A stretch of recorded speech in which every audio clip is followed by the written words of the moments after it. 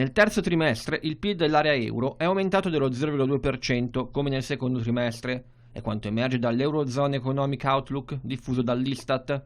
Il prodotto interno lordo è stato sostenuto dalla spesa per consumi privati, mentre il contributo delle esportazioni nette è stato leggermente negativo, condizionato dalla debolezza delle esportazioni.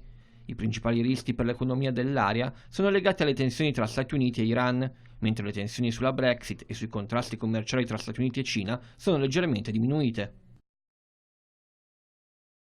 Il Fondo Europeo per gli Investimenti e BCC Lease, azienda del gruppo bancario cooperativo ICREA, hanno siglato un accordo nell'ambito del programma COSME per il sostegno alle piccole e medie imprese. L'intesa è valida fino al 2022 e prevede un meccanismo che agevola l'accesso a finanziamenti e a soluzioni di leasing per le PMI italiane. Il plafond è di 160 milioni di euro ed è sostenuto dalla garanzia fornita da COSME e dal Fondo Europeo per gli Investimenti Strategici.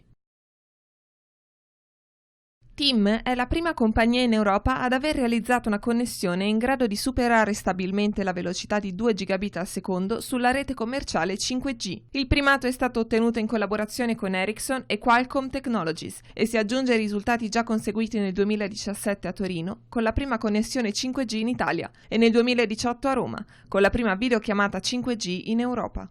Le caratteristiche della nuova connessione aprono nuovi scenari di industria 4.0 basati su servizi ad altissima velocità, bassissima latenza e massimo livello di sicurezza e affidabilità.